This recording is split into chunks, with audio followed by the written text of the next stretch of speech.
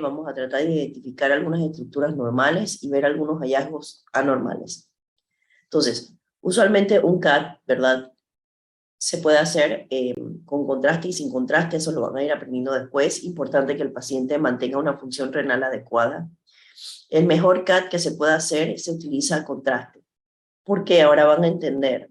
Es importante que la vascularización nos permita diferenciar entre lo que es arterias, venas y poder diferenciar algunos órganos blandos. Entonces, este CAT lo vamos a apreciar como si estuviéramos haciendo un CAT contrastado.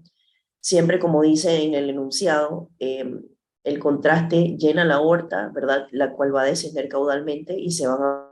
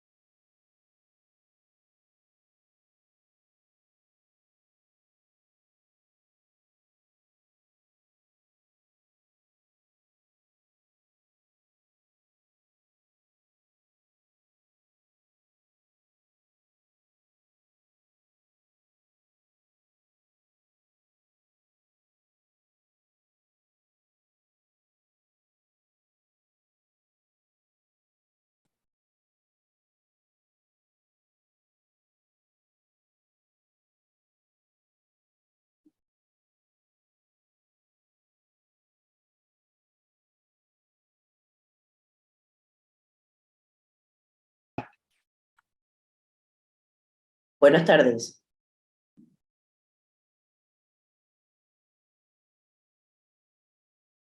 ¿Se escucha? Sí, Buenas doctora. tardes, sí, doctora. O sea, se cayó la red de todo el hospital porque de verdad no hubo señal desde que me desconecté. Pero bien, vamos a tratar de ver si la tecnología nos deja dar la clase. Bien, ¿ven el CAT en la pantalla? Ok, ¿recuerdan las reglas del juego? Las cámaras deben estar encendidas, pendientes que cualquiera puede responder la pregunta. Bien, seguimos bajando aquí en la aorta. ¿Quién me sabría decir qué es este órgano que está anterior? Que se le ve un huequito negro ahí. El esófago. Excelente, el esófago. Entonces, seguimos bajando y vemos cómo el esófago va abriendo su lumen. Se van a identificar, eso es raro verlo, pero se ven las venas ácigos y hemiácigos. Se comienza a ver el vaso. Aquí se puede ver, apreciar claramente las tres estructuras. O sea, está la vena cava en el medio, la aorta hacia posterior, ¿verdad? Y aquí vemos las venas hepáticas, la media, la derecha y la izquierda, todo a nivel del el esfínter esofágico inferior. Si seguimos bajando, ¿verdad? Se ve claramente el hígado y el vaso hacia la derecha, o sea, derecha de la pantalla. Si seguimos bajando, podemos identificar, ¿verdad? Lo importante que es la vascularización del hígado. Por ejemplo, ahora vamos a ver si hay algún tipo de trauma, alguna colección, el color va a cambiar. Además de eso, se puede ir identificando el estómago. El estómago tiene unos pliegues bastante gruesos, que esos también se puede identificar a nivel del CAT. Y se va a ver siempre el vaso. Importante no solamente identificar las estructuras, sino poder identificar si estos pacientes tienen hepatomegalia, esplenomegalia. Seguimos bajando y ahí comenzamos a ver el estómago y las asas de intestino delgado hacia la derecha de la imagen. Vemos que las asas no se encuentran dilatadas y no hay niveles hidroaéreos que se puedan apreciar hasta este momento. Si seguimos bajando, ¿verdad? Ahí vemos cómo aún se ven las ramas de la vena porta que están entrando hacia el hígado. Todo esto es importante. Siguiente, vamos bajando el estómago, ¿verdad? Que parece una botella, un banano, un 7 invertido. Y si lo seguimos observando, prontamente vamos a ver la estructura pancreática que se encuentra posterior a él. En un CAT que es con contraste, se puede apreciar lo que es la arteria esplénica, la vena esplénica. Si bajamos y subimos, se pueden apreciar en gran detalle. Aunado a eso, se encuentra el lecho esplénico y ahí vamos a ver el vaso. Ahí seguimos bajando. Una vez que comenzamos a entrar a la parte superior del abdomen, se van a identificar dos estructuras triangulares, que ahí se van a ver las glándulas adrenales. A veces uno hace un CAT buscando otra cosa y se encuentran hallazgos incidentales, un incidentaloma, que después tú vas a hacer un diagnóstico diferencial para ver si eso es un adenoma, un feomocromocitoma o un cáncer. También comenzamos a ver, ¿verdad?, la cola del páncreas hacia atrás, se ve bien vascularizado, se ve anterior, ¿verdad?, a lo que es la aorta, y aquí podemos apreciar, ¿verdad?, la vena porta, y anterior a ese la arteria hepática propia. Definitivamente, después de esta clase no es que van a salir expertos viendo un caso, pero cuando usted haga turno, cuando usted esté viendo un paciente, trate de mirar las imágenes y después va y mira el resultado o la lectura para ver, porque la mayoría de estas cosas, a pesar de que ustedes no lo crean, es ver, ver, ver. Mientras más uno vea normal, ¿verdad? Ahí se podrán ir identificando cosas anormales. Una vez que vamos bajando, se puede ver, ¿verdad?, la entrada o el inicio de lo que es el tronco celíaco. ¿Quiénes saben cuáles son las tres ramas del tronco celíaco? Y no es memoria, una va para acá, una va para acá y una va para allá.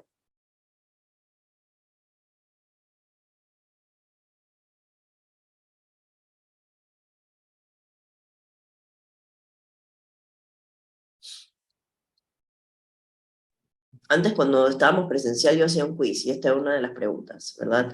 La arteria esplénica, una va para la hepática, ¿verdad? La gastroepiploica, o la gástrica izquierda. Perdón. Seguimos bajando. Seguimos bajando. Miren qué bonito se ve el páncreas. Importante cuando ustedes están mirando en CAT, a veces se pueden ver el ducto de Wilson y Santorini, se pueden ver calcificaciones, se pueden ver quistes. El cáncer de páncreas es el asesino silencioso número 1. Después viene el cáncer de verdad de ovario. ¿Por qué? La mayoría de estos cánceres que se detectan ya están en fases avanzadas. Así que importante cuando se está haciendo una tomografía mirar todas las estructuras. Posteriormente también se ven los riñones, ¿verdad? Se ven bien pintados, se ve el vaso. Ahí vieron que se ve el páncreas, que es una estructura alargada, fusiforme, que cruza de un lado al otro. Ahí te está indicando que se ve la arteria hepática y la esplénica, y la vena esplénica, ¿verdad? Anterior a esto, aquí se va viendo el estómago, cómo va desembocando en el píloro y las primeras porciones del duodeno. Anteriormente siempre se va a ver lo que es el colon, y como hemos identificado en la clase anterior, las estructuras a nivel céntrico son las del intestino delgado. Seguimos bajando, ahí vemos el páncreas, no tiene ningún quiste, no hay ninguna anormalidad, ¿verdad? Y aquí se puede ver la vena esplénica posterior. A ver, ¿quiénes conforman la vena porta? ¿Quiénes saben? Es la unión de Mesentérica superior con la esplénica. la mesentérica con la esplénica. Excelente, doctor. Seguimos. Aquí se comienzan a ver algunas estructuras del colon y intestino delgado de forma más marcada. Incluso si tú ves aquí, se ve como el estómago va entrando a las porciones del intestino. Mira cómo se ve aquí en la cabeza del páncreas, hay un ducto. Más abajo, después del tronco celíaco, se puede identificar, ¿verdad?, las ramas de la arteria mesentérica superior. Importante en pacientes que tienen antecedentes de cardiopatías o que ahí se pueden acumular placas. Incluso cuando da isquemia mesentérica, a veces el coágulo se puede alojar a este nivel. Seguimos bajando, aquí se ve aún la cabeza del páncreas, se ve lo que es el colon, ¿verdad? Y acá del lado izquierdo del paciente derecho aún se ve un poquito lo que es el colon descendente. Seguimos bajando, se ven normales, ¿verdad? El riñón derecho e izquierdo, más adelante van a poder identificar que si hay cálculos, quistes, masas, o alguna imagen radiopaca se puede ver claramente en una tomografía utilizando contraste. Si seguimos bajando, ¿verdad? Ahí podemos ver lo que antes estábamos identificando, las venas renales que van a entrar hacia cada lado y las arterias renales. Y si seguimos, aquí se ve, ¿verdad?, la entrada de la arteria mesentérica superior. Y ahí podemos ver cómo las venas se van desembocando en cada una de sus estructuras. Aquí igualmente se puede ver, ¿verdad?, la vena mesentérica superior, que como el doctor dijo, se une con la esplénica, eso es pregunta de examen, y forman la vena porta. Ahí podemos ver identificando que a pesar de que no se ve claramente, ¿verdad?, el colon siempre va a tener una orientación bastante anterior y se van a poder ver las austras. Aunado a eso está el meso. El meso es una estructura de grasa donde corren los vasos sanguíneos que alimentan los órganos. Así que por eso se ven tan vascularizados. Si seguimos bajando, mira, clarito se ve el colon ascendente, de este lado el colon transverso, que gira de un lado al otro, y de este lado es el colon descendente. Obviamente podemos ir viendo que las estructuras de intestino delgado y grueso no se ven iguales. Y la ubicación también es diferente. Una es periférica en forma de C y la otra se ubica a nivel central. No se ven las válvulas convinentes claramente aquí, pero son estructuras que se pueden diferenciar a simple vista. Aquí está el riñón, la cava, la vena, la arteria aorta, ¿verdad? Y se ven los cálices renales sin ningún tipo de anomalía, no hay hidronefrosis, no hay cálculos. Seguimos bajando y podemos apreciar que el contraste ha viajado distalmente. Este paciente no solamente se le dio contraste IV, sino que también se le dio contraste oral. Y ese es el objetivo de hacer un buen estudio para poder identificar cualquier anomalía.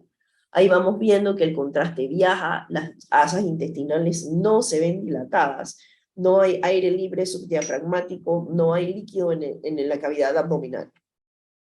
Si seguimos bajando, se ve claramente el colon bajando. Y prontamente, donde se unen las tenias, vamos a ver la apéndice. Más abajo se puede identificar la arteria mesentérica inferior, ¿verdad? Y algunas de sus ramas de la vena superior. Siguiente, ven cómo todas las estructuras se van, ¿verdad?, orientando a nivel céntrico. Y aquí lo podemos ver. Se ve muy sutilmente, pero ahí donde dice el círculo, ahí donde está la válvula, donde está el ciego, ¿verdad? Se nota que hay una estructura tubular. Eso le llaman el bullseye. O sea, es como una estructura que se le ve un poquito de radiopacidad en el centro. Cosas que hay que evaluar dentro del apéndice es la presencia de fecalito, lo cual aquí no hay. Y si hay inflamación o líquido periapendicular, para poder detectar si este paciente tiene apendicitis o no, porque a veces vienen con un dolor y un diagnóstico diferencial bastante amplio. Recuerden que en las mujeres hay ovarios y anexos, ¿verdad?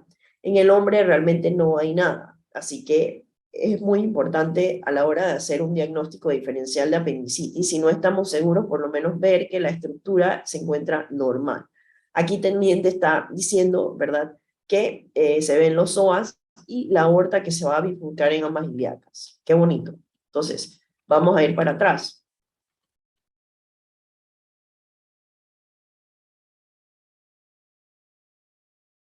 Cosas importantes, ya identificamos más o menos cómo se ven los órganos sólidos, el hígado, el vaso, los riñones.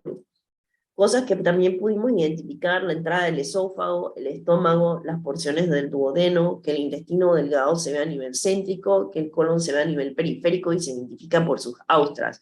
También se puede ver la vascularización del hígado, pudimos ver la aorta, el tronco celíaco y sus ramas, las ramas de la arteria esplénica y la vena, ¿verdad? La mesentérica superior, la mesentérica inferior, se vio claramente el páncreas. O sea que ahora vamos de nuevo bajando. Esto es un CAT, que acuérdense lo que le dije, es como si tú estuvieras mirando al paciente desde los pies. Las estructuras siempre van a estar en la misma posición en la imagen del CAT. El hígado va a estar hacia la izquierda de ustedes, la derecha del paciente. Se ven las cámaras cardíacas, nuevamente ahí vemos que se ve el esófago anterior, se ve el hígado, se va empezando a ver el vaso, se va a empezar a ver la vena cava superior con la vena porta y sus ramas, derecha, izquierda y la media. Seguimos bajando, mira cómo se ve el estómago, a veces hay aire, se ven los pliegues.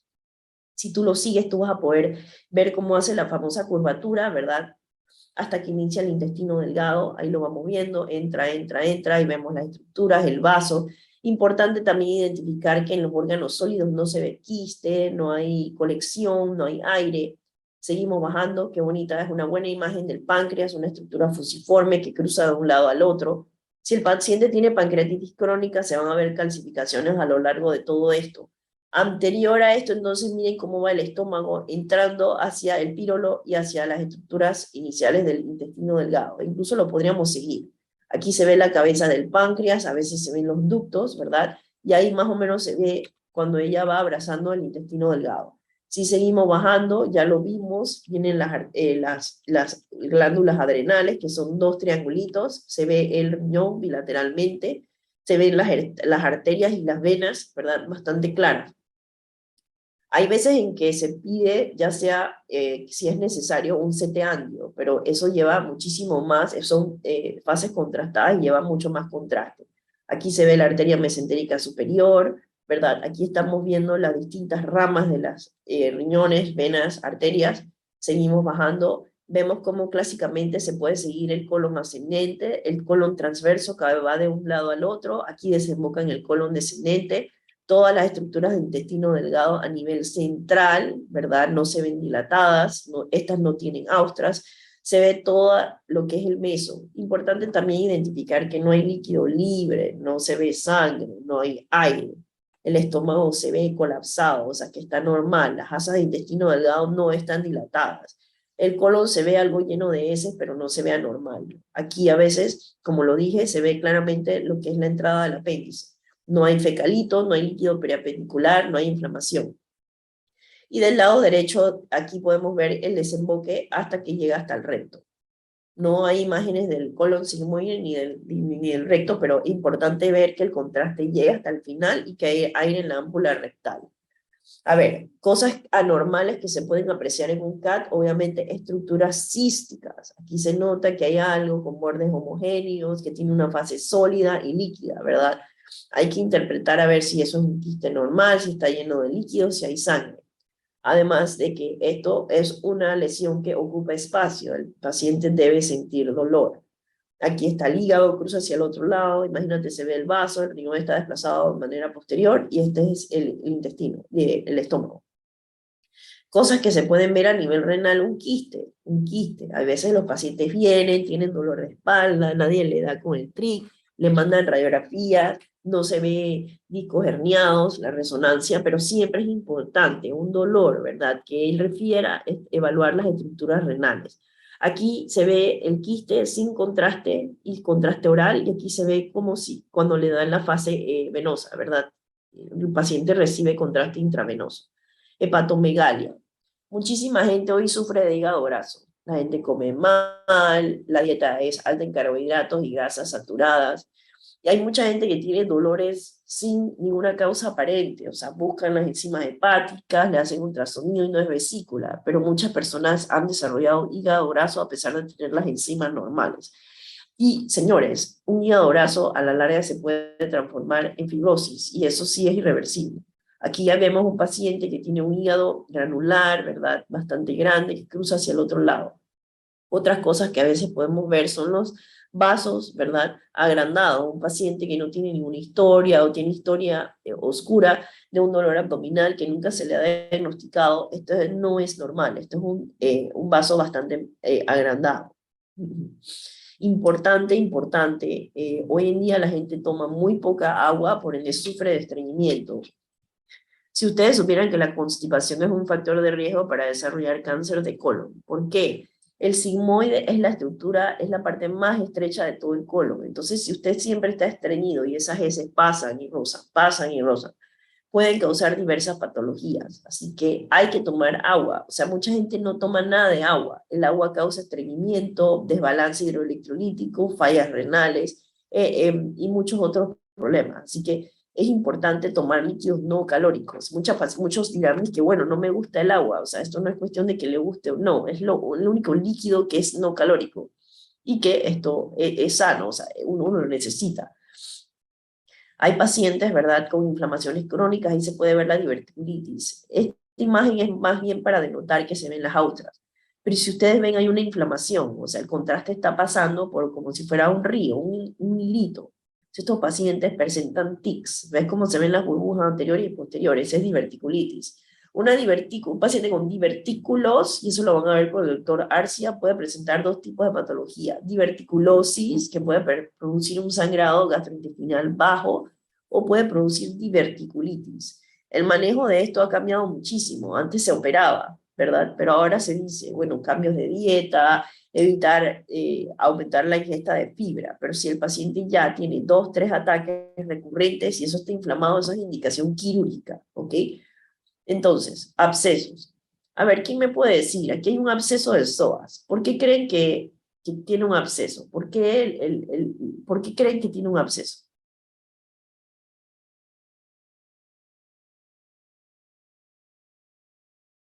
Hay una estructura, ¿verdad?, circular, hay una densidad de sólido y líquido, pero hay unas burbujas anteriores. Cuando usted vea una imagen que tiene burbujas dentro de él, probablemente hay una bacteria formadora de gas. Entonces, por eso es que uno puede saber. Hay personas que vienen con dolores crónicos, no se sabe por qué, se toman radiografías y boom, después comienza a desarrollar síntomas sistémicos, ¿verdad? Un absceso. ¿Esto por qué se puede dar? Procesos inflamatorios, hay gente que le da pilonefritis a repetición, pero siempre es importante tener un diagnóstico diferencial, y especialmente en un paciente que no se le encuentra causa. Si usted ve a un paciente en el cuarto de urgencia y su consulta y no está claro, o sea, mande la imagenología hasta descartar, porque de verdad que estos procesos a veces pueden llegar a causar sepsis o enfermedades sistémicas graves. Entonces, esto ya lo habíamos visto, pero en CAT, ¿cómo se ve una obstrucción intestinal? A ver quién se recuerda cuáles son las 3 causas de obstrucción intestinal. ABC, ABC. Cáncer. Adherencia y hernia. Hernia. A, B, C, adherencias postquirúrgicas, B, bulges son hernias y C es cáncer. ¿Ok? Porque si a ti se te presenta un paciente que está obstruido, o sea, porque un paciente tendría una zona de transición, entonces siempre tienes que ir en forma retrógrada y buscar qué factores de riesgo tiene este paciente. Aquí vemos en la primera imagen cómo el intestino se ve dilatado. Aquí se ve diferente, hay un nivel hidroaéreo. El paciente está acostado y mira cómo la línea recta del líquido se nivela. Aquí podemos ver otras estructuras, ¿verdad? Si yo midiera las asas intestinales están dilatadas. Y por último, aquí ya estamos en la pelvis. Aquí se ven los dos trocánteres del fémur. Pero ¿cuál es la particularidad de esta imagen? Hay unas imágenes que se ven con aire a nivel de la ingle del lado derecho del paciente. ¿Esto qué me dice a mí? El paciente tiene una hernia inguinal derecha y se ve claramente, se ve claramente. Ya tú estás a nivel de la pelvis, aquí se ve que pareciera que tuviera una sonda. Así que, y mira cómo se ven sus arterias ilíacas en la D calcificadas, ambas, ¿verdad? Se ve el halo que brilla alrededor y se ve una burbujita ahí. Eso es una hernia inguinal hasta que se demuestre lo contrario. Entonces va la correlación, un paciente con una obstrucción intestinal, ¿verdad? Se le examina y le encuentras una hernia. Importante descartar cálculos, ¿verdad? Aquí se ve claramente, esto es un CAT o un uroCAT. Aquí no solamente el paciente tiene el cálculo, se ve la imagen radiopaca, pero se ve la hidronefrosis. Eso que ustedes ven al lado de la piedra es que hay un bloqueo. Imagínate cómo se ha tenido que distender, ¿verdad?, el uréter para permitir el paso de la orina. Entonces esto causa falla renal o insuficiencia prerrenal. Como lo indiqué anteriormente, ¿verdad? Cuando vamos bajando se ven las glándulas suprarrenales. Hay veces en que se encuentran masas, ¿verdad?, que pueden indicar algún tipo de neoplasia, inflamación. Entonces, hay una patología que se llama feocromocitoma. ¿Alguien me podría decir cuál es el hallmark de esta enfermedad? ¿Cuáles son los síntomas o signos clásicos del feocromocitoma?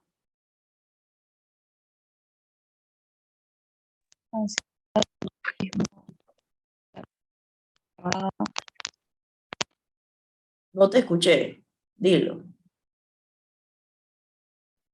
Se me escuchaba. Ok, estas son cosas que van a ir aprendiendo. Esta es una clásica pregunta de Universal Novice 2. Y no es memoria, pheochromocytoma. Aumento la presión. ¿Se escucha?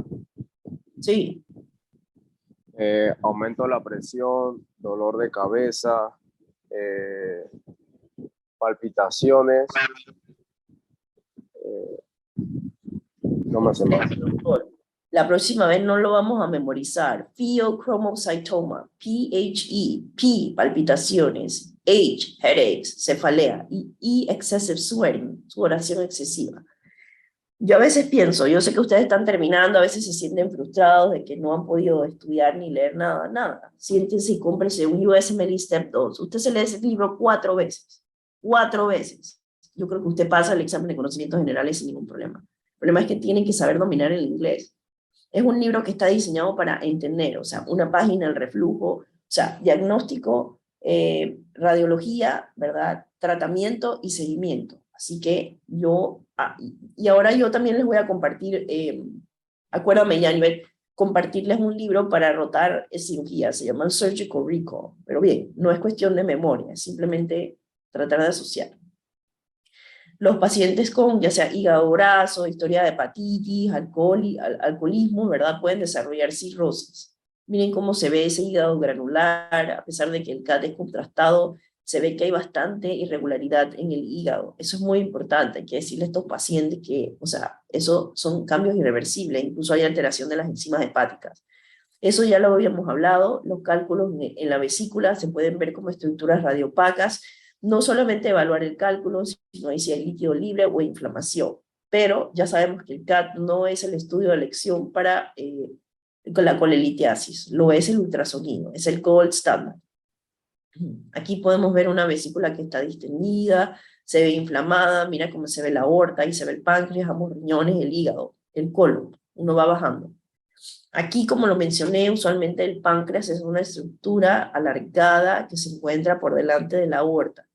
Esta imagen tiene la particularidad de que muestra múltiples calcificaciones a nivel de la cabeza, pero estas calcificaciones ya se ven como desordenadas, así que este paciente tiene cáncer pancreático. A ver, ¿quién me puede decir cuáles son los síntomas clásicos con cual presentan estos pacientes? Cáncer pancreático. ¿Qué se les ocurre? suelen tener un dolor en tipo cinturón que es penetrante. También pueden presentarse con náuseas y vómitos. Náuseas y vómitos, claro, y sensación de llenura temprana, hay aumento de las bilirrubinas. Yo quiero que ustedes sepan, yo he visto mucha gente que yo quiero, diagnosticarse de esto y ya es muy tarde. O sea, es algo tan lamentable que es un cáncer tan agresivo, señores. O sea, en menos de 6 meses tú te mueres. O sea, eso te lo diagnostican, probablemente está regado y avanza, es igual que el cáncer de ovario si no es tratado. O sea, es un cáncer sumamente agresivo. O sea, la sobrevivencia de esto es bien baja. Creo que lo que le pasó a Steve Jobs, el creador de Apple, era que él tenía un tumor neuroendocrino. Entonces no se lo quiso operar y trató de hacer cosas naturales, homeopáticas. Pero al final, eh, a pesar de toda la plata que tenía, o sea, no logró sobrevivir. Es algo muy, muy agresivo. Bien. En cambio, esto es una imagen que denota el páncreas está inflamado. Hay líquido alrededor, hay engrosamiento, pero no se ve calcificación. Estas son imágenes, ¿verdad?, que indican la vascularización. Importante, ¿verdad? También se pueden ver a nivel con un CAT los famosos aneurismas, que puede ser sacular o fusiforme. Paciente fumador, obeso, muchos años al tabaquismo, arteriosclerosis de larga data, ¿verdad? Con un dolor oscuro, nadie le da inetino, no es la columna, le hicieron colonoscopía, endoscopía, también hay que evaluar las estructuras vasculares. Y no solamente es esto, sino hay que evaluar la contraparte que puede ser la disección aórtica. Entonces, eso solamente es un pantallazo, realmente la clase no estaba diseñada para que aprendieran formalmente acerca del CAT, pero los exhorto nuevamente a que vayan al website de Radiology Masterclass y vayan viendo las estructuras normales y anormales. Yo pienso que a veces el paciente está tan desesperado porque tiene un dolor, pero lo importante es que si tú ves en la imagen y digas, no hay hallazgos sugestivos de cáncer, él se queda tranquilo. A veces no vamos a encontrar exactamente cuál es la causa del dolor. Muchos pacientes, después de una evaluación exhaustiva de Million Dollar Workup, a veces lo que tienen es hígado, brazo o estreñimiento. Pero la mayoría de las personas hoy quieren saber que no tengo un cáncer, porque hoy Google, ¿verdad?, Wikipedia, uno puede leer tantas cosas, pérdida de peso, sudoración nocturna, ¿verdad? Hay muchas cosas. El paciente de hoy viene muy empoderado, viene leyendo, quiere saber más que tú, quiere saber cuál es tu especialidad, cuántas veces tú has hecho esto. Así que es importante leer, empoderarse. Y hay veces en que no se va a encontrar la respuesta de una forma inmediata. Lo importante es descartar que no es algo que se ve malo a simple vista. Pero bien, vamos a dar la clase de hernias, las hernias. Bien, esta clase me parece que es interesantísima. No importa si usted es nutricionista, si se va a dedicar a dermatología o oftalmólogo. Usted es el médico de su familia y de su estrato social, de su empleada, de sus tías, de la amiga. O sea, y aunque usted no sea cirujano, alguien le va a referir una molestia, alguien le va a mandar una foto y le va a pedir a usted que, ¿verdad?, dé como una opinión o le diga al paciente cómo referir. Entonces, las hernias y las vesículas son las cirugías más comunes de los cirujanos. Así que vamos a hablar un poquito acerca de esto. A veces causan dolores incapacitantes, el paciente tiene que faltar, puede tener complicaciones a largo plazo. Muchas veces requieren cirugía, las cirugías pueden tener complicaciones. Así que ahí vamos a hablar de todas las hernias de la pared ventral. Eso implica las hernias inguinales, las directas, indirectas o las de pantalón, la femoral. Vamos a hablar acerca de otras hernias que, dependiendo del nivel anatómico, puede ser una hernia umbilical, paraumbilical, una hernia epigástrica, Spigelian, que es un poquito menos común. Las hernias pélvicas, como las del obturador, la ciática de la glútea, y las hernias de la pared abdominal posterior, que son muy, muy raras. No vamos a ahondar mucho en esto, pero es muy importante, ¿verdad?, entender que en la embriogénesis hay unas capas primitivas, ectodermo y mesodermo, que se van a formar. A la 6ª semana, ese mesodermo va a crecer de una forma lateral y ventral, y es lo que va a crear como más o menos una sábana que va a proteger todas las estructuras del intestino adentro. Entonces, vamos a ver, doctora María Victoria, tu tío le encuentran una hernia, y tu tío, ¿pero qué es eso? Explícame qué es una hernia. ¿Cómo tú le explicarías a tu tío en layman terms? Bueno, diría que una parte de su intestino se salió como por un hueco de la pared del abdomen. Excelente. Pues bueno, literalmente es así, por eso hay que decir a los pacientes que eso es importante y que es importante quedarse seguimiento. O sea que un pedazo de intestino literalmente se salió de su cuerpo. Sí, sí, pero después vamos a entender que el cuerpo es tan inteligente que ese intestino va a ir protegido por una capa de peritoneo. Pero sí, es una... ¿Y qué le podrías decir al tío? ¿Pero por qué me pasó eso? ¿Cuáles son los factores de riesgo antes de entrar a la clase y ahondar? ¿Qué crees?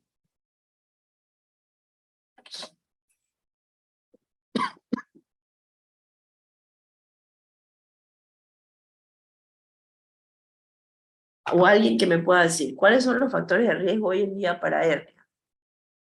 Sobrepeso, Excelente, de lo cual hay mucho. ¿Qué más? Si yo te digo a ti, profesiones que levantan peso pesado. cualquier patología que aumente o sea, que aumente la presión intraabdominal, ¿qué me podrías decir? Tabaquismo o TEP. Ay, ay, aclincú, claro que sí. Estreñimiento, asma, tos, ustedes lo dijeron, profesiones. Y ahora vamos a entender, la hernia es algo bastante común, es un diagnóstico diferencial importante en algunas patologías urológicas. O sea, aquí no vamos a ver unos cortes transversos, ¿verdad?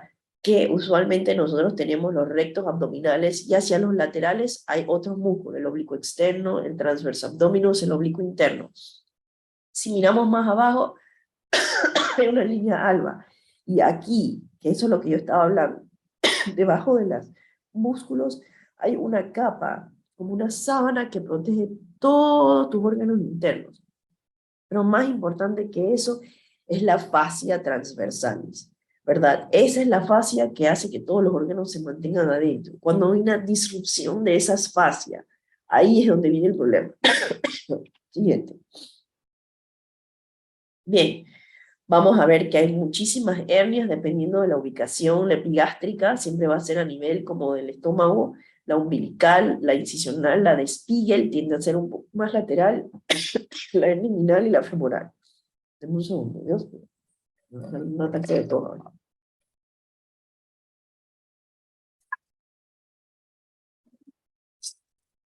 La vida es un poquito fácil a tu nivel. Imagínate estar resfriado y tienes que venir a hacer consulta porque depende de eso. O sea, no es COVID, tu sopa, pero uno quisiera, pero la vida se ha vuelto un poquito más compleja de lo que uno quisiera.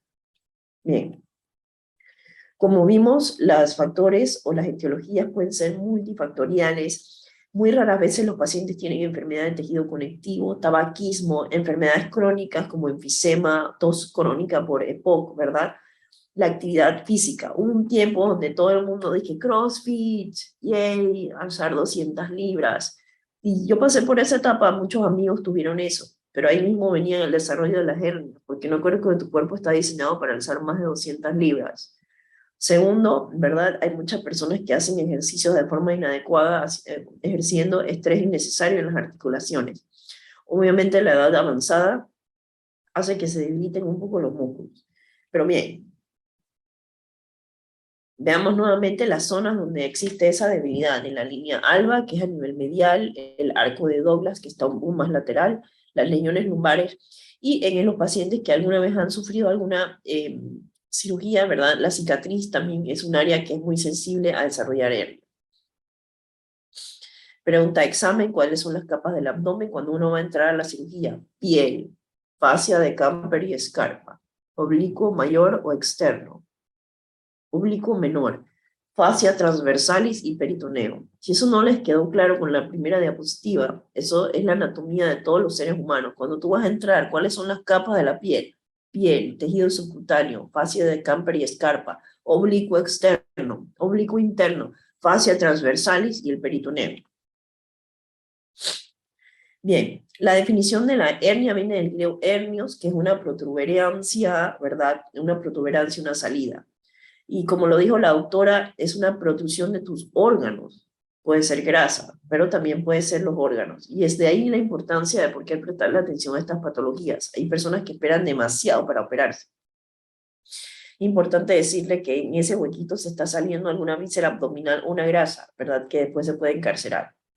Hernias de la pared abdominal se puede clasificar según su etiología, pueden ser congénitas, adquiridas. Importante sí es saber si es reducible o no reducible, de acuerdo a su irrigación, si está estrangulada o encarcerada, ¿verdad?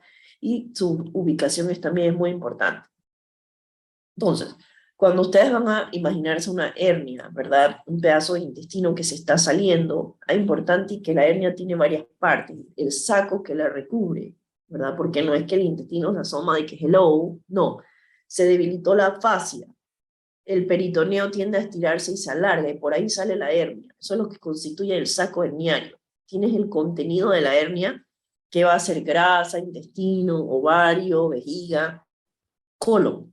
Y está el anillo, ¿verdad? Que es el defecto de la fascia. Todo eso hay que tenerlo en cuenta porque a la hora de la reparación es importante que hagas una reducción adecuada de todos estos componentes para que la hernia no recurra. Aquí lo vemos de nuevo. Lo que único que está pasando es que la pared abdominal tiene un defecto, la fascia se debilitó y hay un hueco. Entonces, importante que todas las hernias van a tener un saco, la estructura y el anillo por el cual protruyen. Bien, la incidencia de las hernias de la pared abdominal en general son 10%, pero ya vimos que la afección es importante porque causa bajas laborales, hay que operarse y implica una cirugía y los gastos. El 90% van a ser hernias inguinales y también las incisionales, ¿verdad? Muchísimos pacientes se operan al año porque es lo que te digo, hay veces que se agranda tanto la estructura que les causa dolor, ocasiona pérdida de millones de días al trabajo y también son gastos hospitalarios que se pueden evitar si se aborda tempranamente. Entonces, a veces tú te preguntas, pero ¿por qué hay una debilidad? Eso depende de una cascada de cosas. Que el colágeno esté bien formado, que los fibroblastos proliferen adecuadamente y que las moléculas se hidroxilen para formar ese colágeno. Entonces, muy importante y preguntas de examen. ¿Cuáles son las hernias? Y digo, ¿cuáles son los factores de riesgo? Lo hablamos, la edad, edades avanzadas, tabaquismo, ¿por qué un paciente fumador tiene tos crónica? Pacientes con atrofias musculares y cualquier tipo de etiología que aumente la presión intraabdominal, embarazo, ascitis en pacientes con cirrosis. Obesidad, número 1, obesidad causa, y esa clase la voy a dar después, muchísimos problemas y comorbilidades. Obstrucciones intestinales, pacientes con estreñimiento, prostatismo. A partir de los 40, los hombres empieza a crecer la próstata. Esa dificultad para iniciar la micción, el pujo, ¿verdad? También es un factor de riesgo para desarrollar hernia. Muy importante las pesas. A veces se alza las pesas y no se tiene control, o sea, tienen que tener mucho cuidado con esto porque a veces eso implica que van a tener que operarse, o sea, eso molesta, una hernia a lo largo molesta. Según la clasificación topográfica, eso ya lo vimos y lo vamos a ver individualmente, así que vamos a ir en orden sistémico. Esta es la típica imagen de un señor que vive en el interior, que monta su caballo, que nunca quiere ir al hospital, viene trancado. Una hernia inguinoescrotal gigante, el pene ya casi ni se ve, imposible casi meter la sonda, viene con una retención urinaria. Y esto todo que se ve en el escroto es la mitad de su intestino de abajo. Y miren, él tiene incluso una hernia del otro lado. Es un panorama bien clásico en el interior, ¿verdad? A veces esperan, no se quieren operar, no les molesta, y regresan y vienen por retención urinaria. Entonces, veamos un poquito acerca del canal inguinal. Importante identificar aquí la espina ilíaca anterosuperior, el ligamento inguinal que cruza desde aquí hasta el tubérculo púbico. Debajo de esto van las estructuras, ¿verdad? Vasculares. Cuando van a meter una línea central, a veces pienso, usted está solo, es el interno, no pueden canalizar al paciente, no queda de otra que meterle un catéter venoso. No se la vas a meter en la yugular porque usted no sabe, no se la vas a poner en la subclavia porque le vas a hacer un neumotórax, pero a veces puedes conseguir acceso a nivel inguinal, ¿verdad? Hay una mnemotecnia que ustedes se aprenden, nave. ¿Cómo tú sabes dónde puyar? Tú sabes que siempre la arteria va a estar hacia la lateral y la vena hacia medial. Nave, nervio, arteria, vena, escroto, nave. Así que si tú posicionas tus deditos ahí, tú estás buscando para apoyar, tú sabes que si tú sientes el pulso de la arteria femoral, tú vas a apoyar medial a eso. Nave, nervio, arteria, vena, escroto. Y todas las estructuras, se ve qué bonito es el vernillo inguinal, ¿verdad? Y ahora vamos a entender que según la ubicación de la hernia es la clasificación. Esto es pregunta de examen, el famoso triángulo de Hasselbalch, compuesto por el ligamento inguinal, de manera los vasos epigástricos y, ¿verdad?, el borde externo del músculo recto. Y esto es una denotación del triángulo a nivel inguinal. Aquí más o menos está la espina ilíaca anterosuperior y aquí está el pubis. Bien, las hernias inguinales son las hernias más comunes, eso lo dije al inicio, 25 veces más en hombres. Femorales son un 2.5% de esto, o sea que a pesar de que no es tan común, aún hay que tener un diagnóstico diferencial. Los hombres presentan hernias más indirectas que directas, y en las mujeres la hernia más común es la indirecta, pero cuando se trata de una hernia femoral, ¿verdad?, son más comunes en mujeres. Datos clínicos, ya lo vamos a ver. Un paciente que refiere, ¿sabes qué? Tengo una bolita, cada vez que toso me duele, cuando estoy teniendo relaciones siento que algo se sale, cuando estoy evacuando me molesta, cuando estoy alzando peso hay una bolita que se sale. Son las clásicas referencias, ¿verdad? Aumento del esfuerzo, hay veces que siente que cada vez que empuja sale algo, pero cuando se relaja se mete. Eso es clásico cuando te dice, pero cuando estás haciendo el reposo, no, pero cuando toso se sale. Entonces, importante en estos pacientes la exploración física, además de obtener un examen clínico. A veces hoy en día es difícil. 1 de 4 de cada panameños, o sea, 4 de cada 5 panameños tiene obesidad y sobrepeso. Entonces, usted se imagina, o sea, hoy en día la gente viene con un panículo adiposo grueso, a nivel del pubis. Pero es una constelación de cosas que nos van a dar el diagnóstico. La referencia de la molestia, ¿verdad? El examen físico, hay que explicarle qué es lo que se va a dar al paciente. Importante el pudor, imagínese usted, toda una doctora bien vestida, o usted un doctor bien vestido, y el paciente se tiene que desnudar, le tienes que ver el pene y el escroto, ¿verdad? Le tienes que explicar, tienes que tratar de explicarle al paciente para que él no sienta esa pena y el pudor. Una vez tú examinas, tú metes al ladito del escroto y tratas de buscar el anillo inguinal externo. Cuando el paciente tose, tú vas a sentir que hay una bolita que toca. También a veces lo puedes ver a simple vista, lo palpas, le dices al paciente tose, y tú ves que siente ahí una bolita que esto choca contra tu dedo. Importante examinar ambos lados para ver la simetría, ¿verdad? Las hernias inguinales, pregunta de examen, la directa, va dentro del triángulo de Hasselbalch o medial a los vasos epigástricos, ¿verdad? Eso es clave. Una hernia indirecta, va por fuera del triángulo de Hasselbalch y va lateral a los vasos epigástricos, La femoral va por debajo del ligamento inguinal. Miren esta hernia, un paciente afroamericano, ¿cómo alguien puede llegar hasta este nivel? Bueno, depende, ¿no? Falta de acceso a ciertos servicios médicos. Entonces, ahora vamos a hablar de la hernia umbilical. En el lactante a veces queda, ¿verdad?, un anillo inguinal grande o débil en un 10 al 30% de los pacientes, pero con el tiempo eso debe cerrar. A veces se dice que en criaturas prematuras ahí se presenta una hernia en más del 70%. Si el bebé nació con eso, tiene que explicarle a la madre que probablemente haya un cierre espontáneo a los 2 a 4 años. Y hay un pequeño porcentaje de estas hernias que permanecen a edades adultas. Si la hernia es umbilical, ¿verdad?, y el paciente es adulto, probablemente es adquirida por todos los factores de riesgo que hemos mencionado antes: el peso, el sobrepeso, toser, la defecación. Y en pacientes de origen africano es común. El paciente con hernia umbilical usualmente es varón, ¿verdad? Esto en mayoría de los casos constituyen un 2.4% de las hernias ventrales. Ya vimos que las hernias inguinales son más comunes. 10% de estos adultos, como lo vimos en la diapositiva anterior, van a tener un antecedente de esto durante la infancia. Factores predisponentes: embarazos repetidos. O sea, una mujer multípara. Yo cuando tuve, O sea, yo he estado embarazada 3 veces y en todas se me salía el ombligo de todo el mundo y que bueno, cualquier cosa aquí estoy para operarte, pero gracias a Dios se cerró solo. Pero el embarazo es un factor de riesgo grande, obesidad y todo lo que aumente la presión intraabdominal. Síntomas y signos, ¿verdad? A veces en los lactantes se nota, la mamá te dice, cuando está llorando, siento que se le sale el ombligo. Hay pacientes que sienten ardor, no dolor, ¿verdad? Porque hay un pinzamiento ahí a nivel de las vísceras. Hay a veces un dolor abdominal tipo cólico, cosas que se pueden exacerbar con la tos. Hay pacientes que tienen cambios en la coloración de la piel, como lo vimos en las diapositivas anteriores.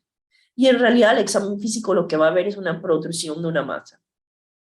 Importante cuando ustedes examinen al paciente, si usted está viendo que su ombligo está un poco salido, nada, meta el dedito a ver si hay un defecto en la fase.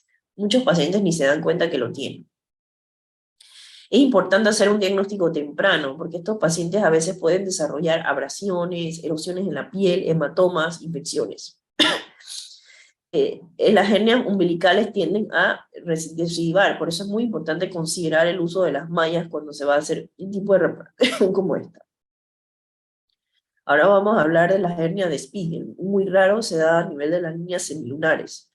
Como lo vimos en las diapositivas anteriores, aquí se ven los dos rectos abdominales, la línea de Alba a nivel central, el ombligo.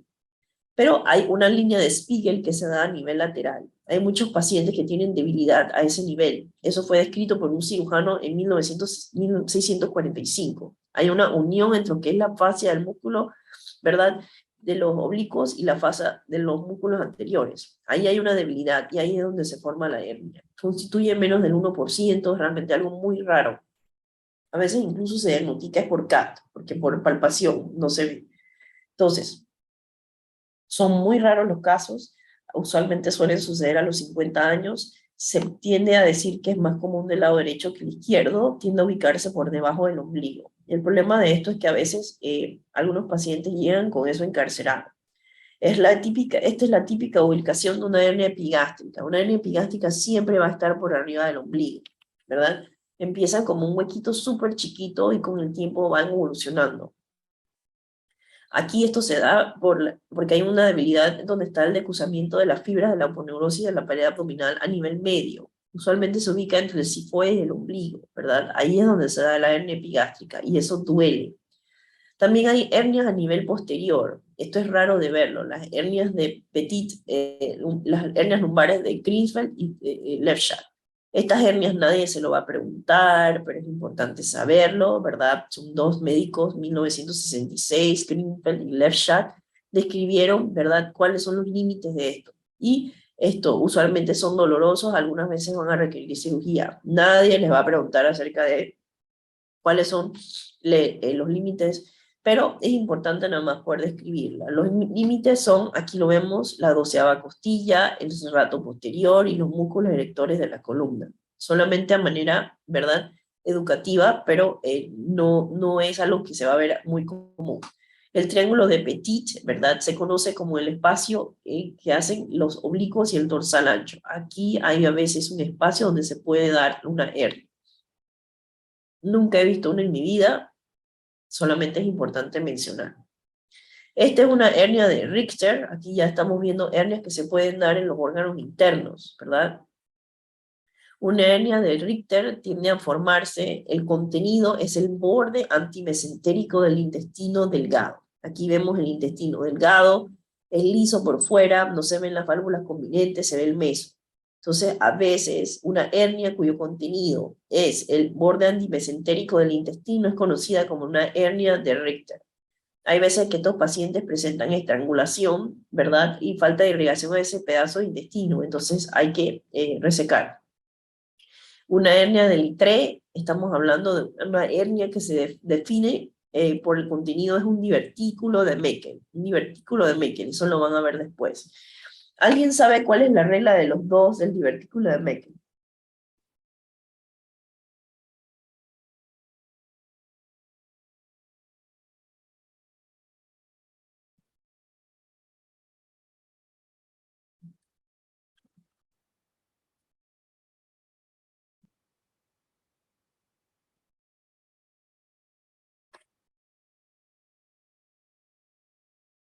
Pregunta USMLE Step 2, para los que aspiran, ¿verdad?, a llegar a los Estados Unidos. The rule of two, 2% de la población. 2 pies de la válvula isocecal. Usualmente es una longitud de 2 pulgadas. 2 veces más comunes en varones. La mayoría son sintomáticos a los 2 años y 2 tipos de tejido, pancreático y gástrico. Así que solamente a manera de, eso es algo muy conocido, es pregunta de examen, la regla de los 2, el divertículo de Meckel. Bien.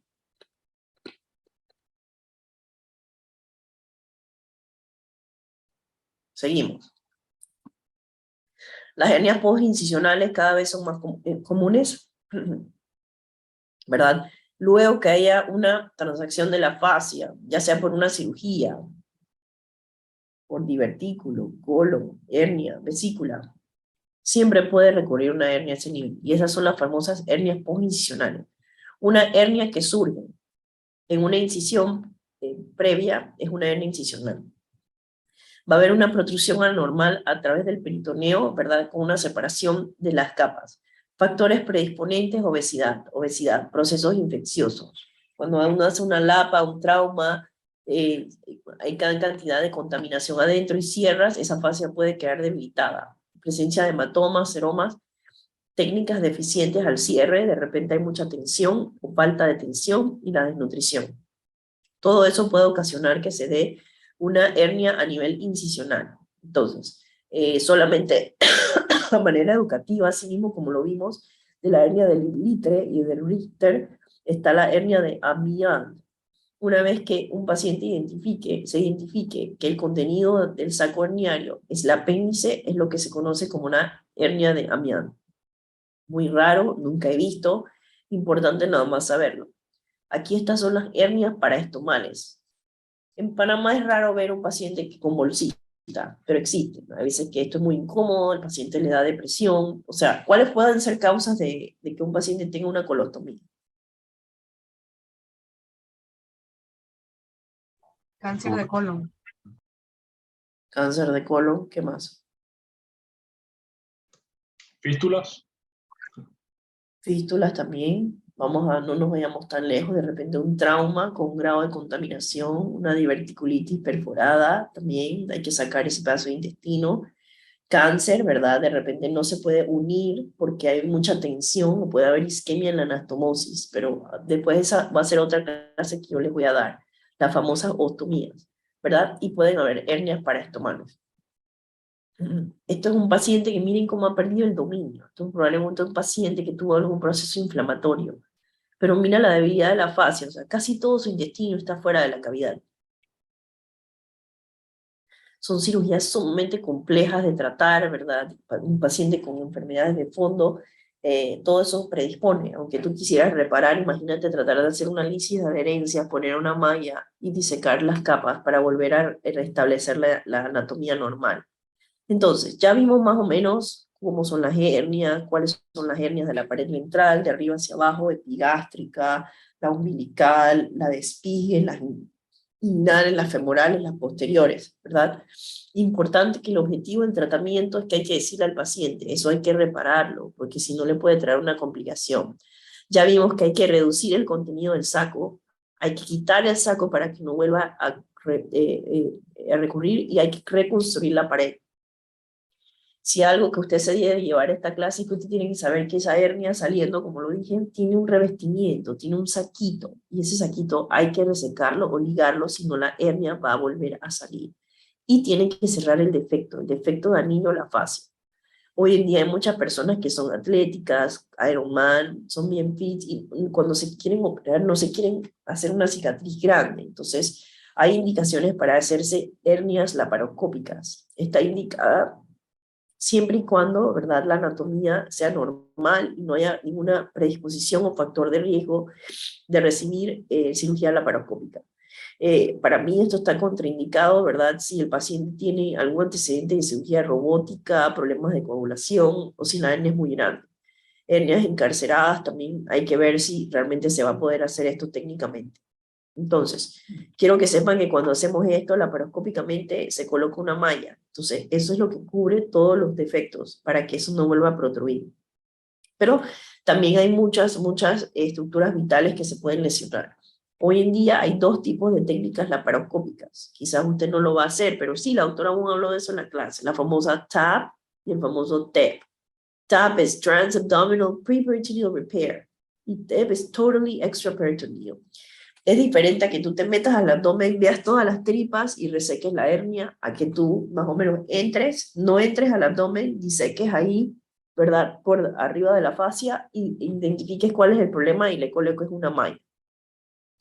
Importante, muchos de ustedes van a tener primos, tíos, y oye, me sale una hernia, que, o sea, eso me tienen que cortar, ¿cómo es eso? Eso con pequeños huequitos. Entonces, algunas contraindicaciones importantes, si el paciente tiene antecedentes de cirugía robótica, próstata, todo eso es un red flag, que quizás no sea la mejor forma de reparar.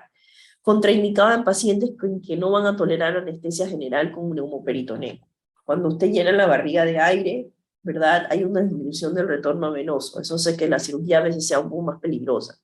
Contraindicaciones relativas son haber tenido cirugías previas, ya sea de la pelvis, próstata, hernia vascular, trasplantes renales, laparotomías previas, si el paciente tiene ascitis, ¿para qué vamos a meternos en esa camisa de 11 varas? Si el paciente tiene la hernia estrangulada, si la hernia es gigante, o si hay problemas de coagulación. Contraindicaciones absolutas. Miren esto es una paciente que totalmente las vísceras se le fueron. O sea, él tiene evisceras, o sea, no una evisceración porque está cerrada la piel, pero tiene pérdida total del dominio. Todas las tripas están afuera, ¿verdad? Así que hernias que son inmensamente gigantes, por favor, no intentar hacer eso laparoscópicamente. Primero, que va a haber recurrencia, y segundo, cómo usted va a hacer que las capas se puedan volver a unir y cómo se va a poner una malla. Las técnicas para reparar eso son bastante complejas. Y al final puedes quedar hasta con una fístula si la técnica no es adecuada.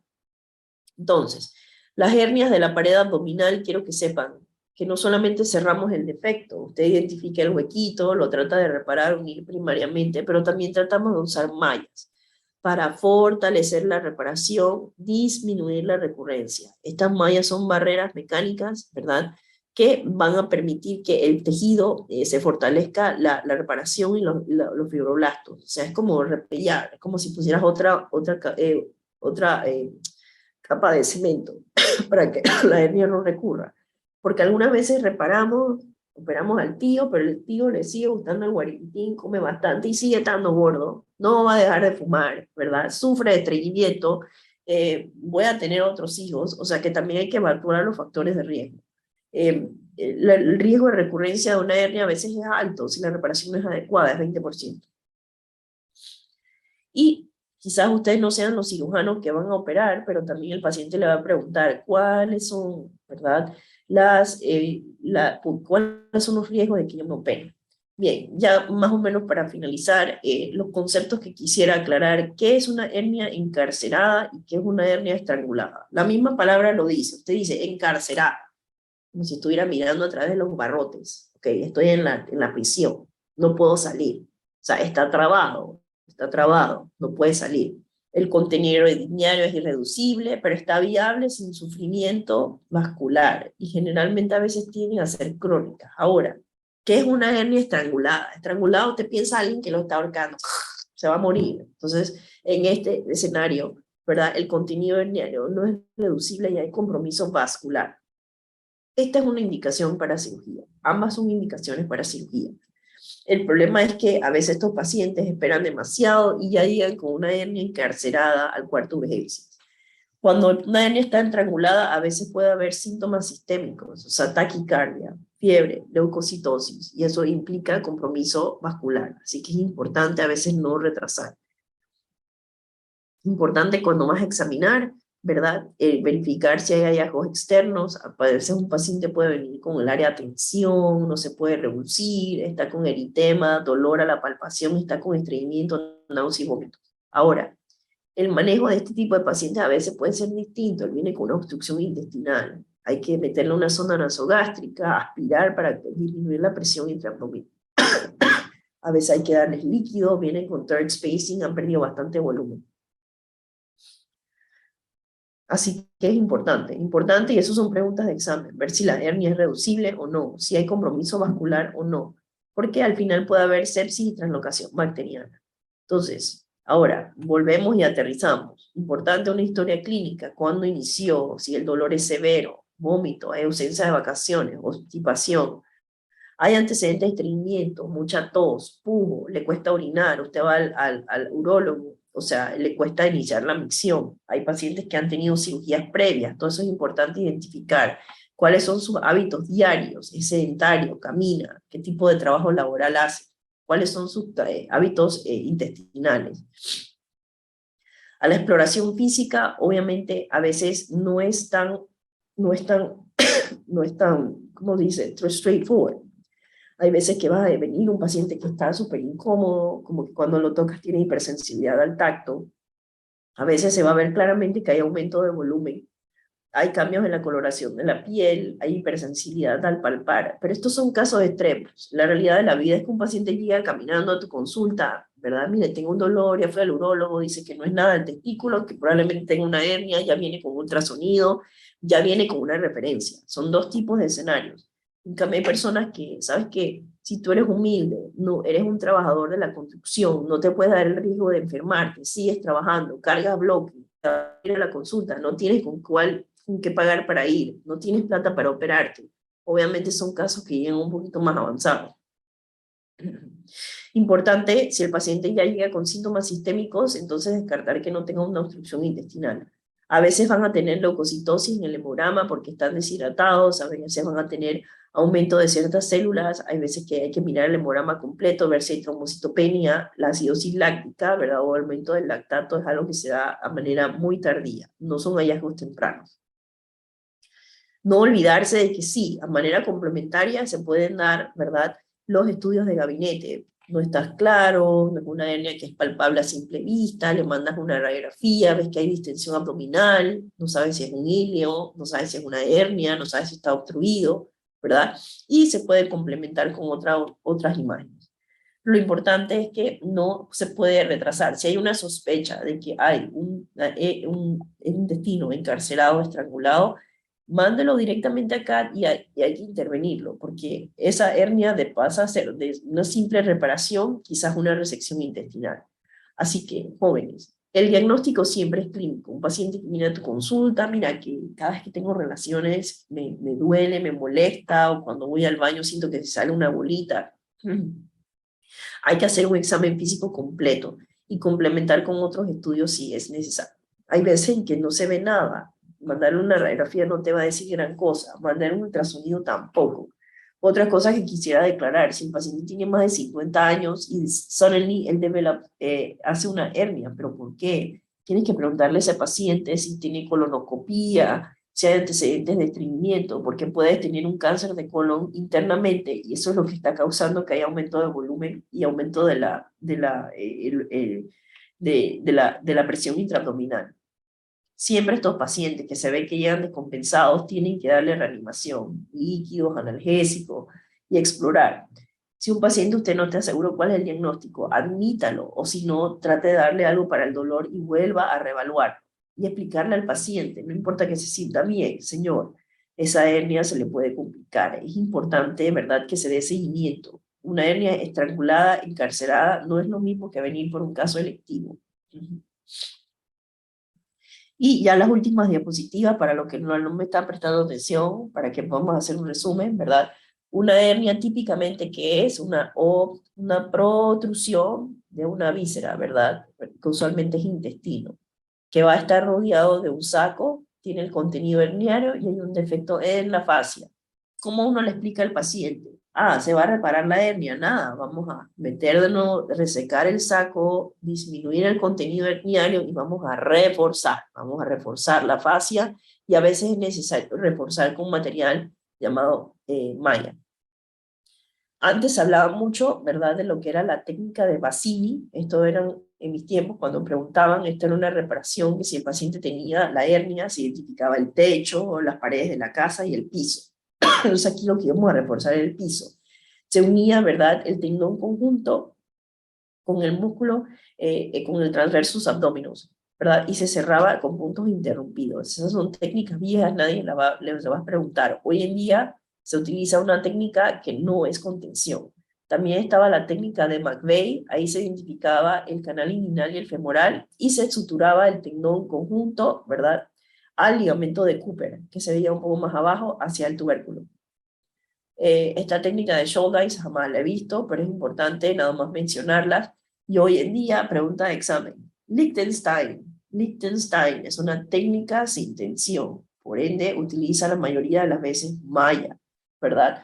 Se ha visto que se permite la aproximación de los tejidos, no pone tensión en los músculos y en la estructura, ¿verdad? Hace un reforzamiento en el área y los pacientes tienden a poder irse para la casa sin ningún tipo de complicación algunas horas después de la cirugía, requiriendo mínimo analgesia. Entonces, ¿cómo se hace la técnica de Liechtenstein? Se coloca una malla que va a ser el refuerzo del piso y después se vuelve a reconstruir. Se refuerza, ¿verdad? Aquí como lo vimos, a nivel del tendón del ligamento inguinal y la fascia del transverse abdominis. Aquí hay dos nervios que son muy importantes, pregunta de examen, el ilio inguinal y el ilio hipogástrico, ¿verdad? Uno es sensitivo y el otro es motor. ¿Cuáles son las ventajas de este tipo de reparación? Y esto es algo muy común, no importa, tu tío te va a preguntar, mira, me tienen que reparar, me dice que me van a abrir, no sé si hacerlo laparoscópico o abierto. Las ventajas de este tipo de reparaciones es que es rápido, es reproducible, algunas veces se puede hacer bajo anestesia local.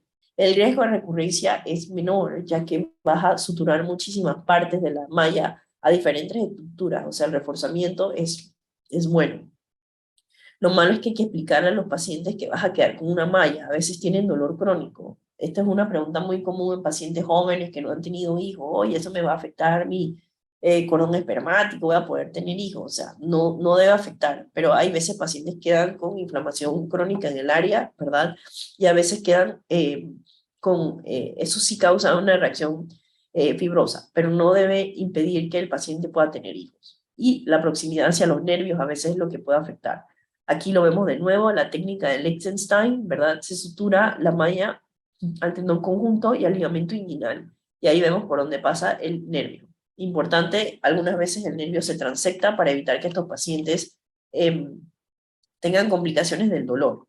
Entonces, otras preguntas que se pueden dar en exámenes es, ¿qué pasa si un paciente viene y no se le da un adecuado triage? O sea, si está perdiendo volumen, si está deshidratado, está obstruido, se puede deshidratar, puede haber insuficiencia renal, puede haber hasta isquemia intestinal, sepsis y fasciitis.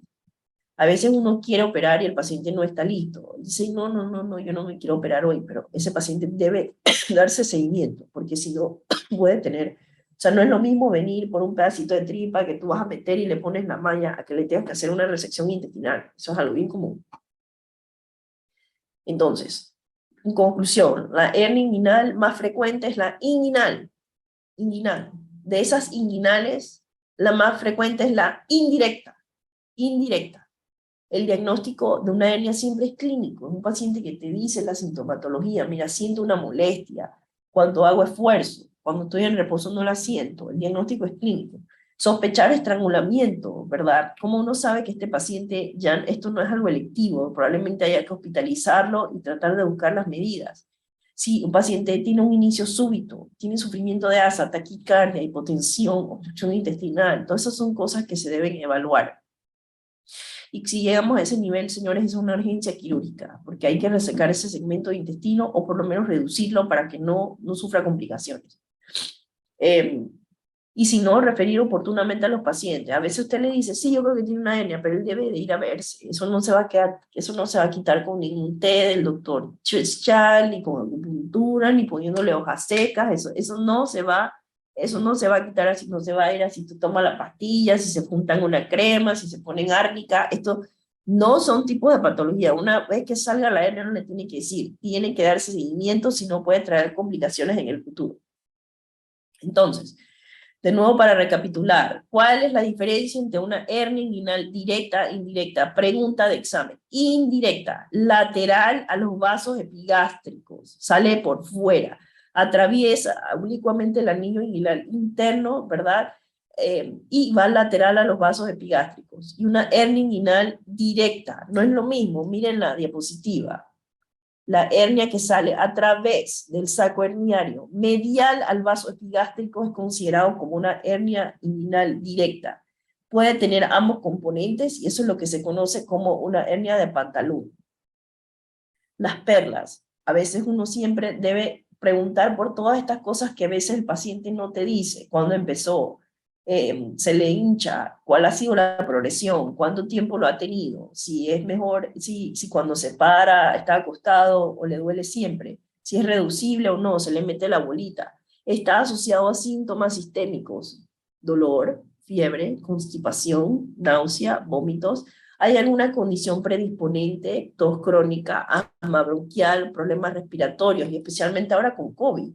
O sea, muchos pacientes quedan con secuelas de una tos que a veces es incapacitante, ¿verdad? Constipación, hábitos de evacuación alterados, si tiene sangre o moco, ¿verdad? Pacientes con problemas prostáticos, disuria, urgencia, alteración para orinar, frecuencia nocturna, retención hematuria, ascitis, preguntar por antecedentes previos, usted ya le han hecho una hernia, ya me operaron, mire que tengo una malla, apéndice, cualquier cosa que pueda debilitar la fascia, ¿verdad? Y obviamente preguntar por tabaquismo y pérdida o aumento de peso. En mi cabeza, cada vez que yo veo un paciente que tiene 50 años y que de repente le sale una hernia, está obeso, yo siempre le pregunto, ¿usted se ha hecho una colonoscopía? ¿Cómo saber que no tiene una masa creciendo? Es sedentario, no hace Ironman, no tose, no tiene tos crónica, no es asmático. O sea, siempre tienes que tener un diagnóstico diferencial detrás de tu cabeza. Las complicaciones se pueden evitar siempre realizando un diagnóstico certero, ¿verdad? Y refiriendo oportunamente. Bien, vamos a hacer 3 preguntitas, pero el objetivo de mi clase no es que se sepan las respuestas, tratar de entender cómo es un proceso lógico, racional para responder preguntas. A ver, vamos a ir bajando, a ver. Ups, sorry.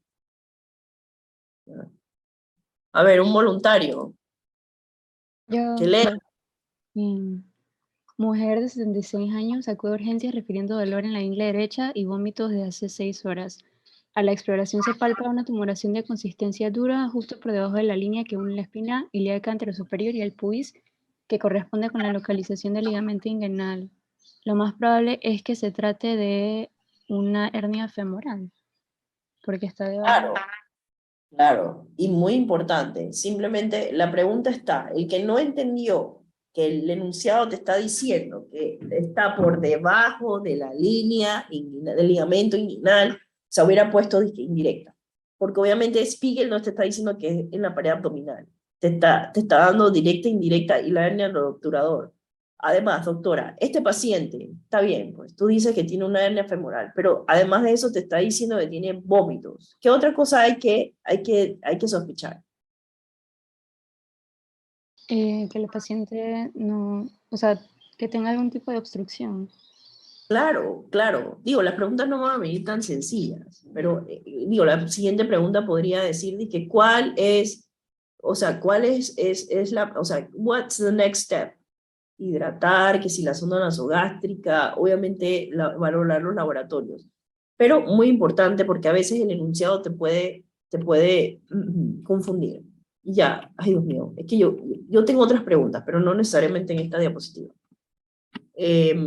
Ya se acabó la... No, tengo media hora. ¿Alguien tiene alguna pregunta?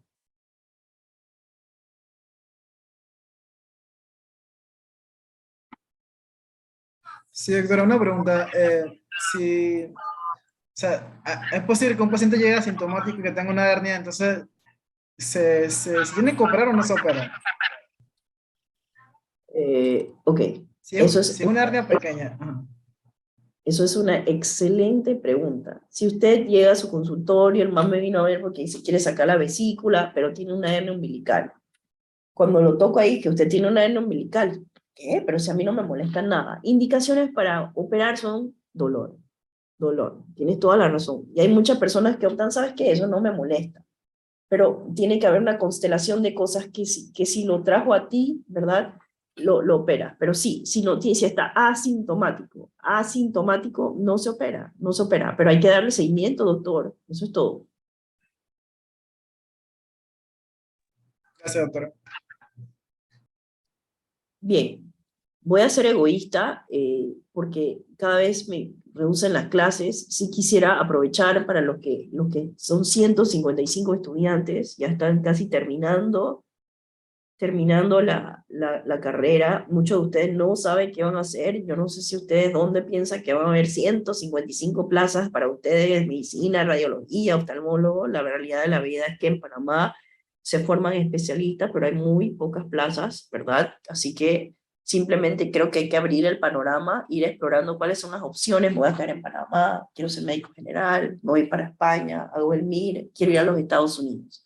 Le voy a compartir algunas perlas de mi experiencia. Yo siento que si yo escuché esta charla cuando yo estaba en cuarto semestre, segundo año, y gracias al doctor José Calvo y otro doctor que se llama Luis Servín, yo hice lo que yo pude hacer, porque tú tienes que planear. O sea, ya están en quinto año, en 2 años se gradúan, pero tú tienes que ir pensando dónde tú te vas a subespecializar y cuáles son tus opciones. Entonces, yo estoy aquí, simplemente voy a tomar unos minutos para poder orientar acerca de qué hay que hacer para hacer una residencia en Estados Unidos.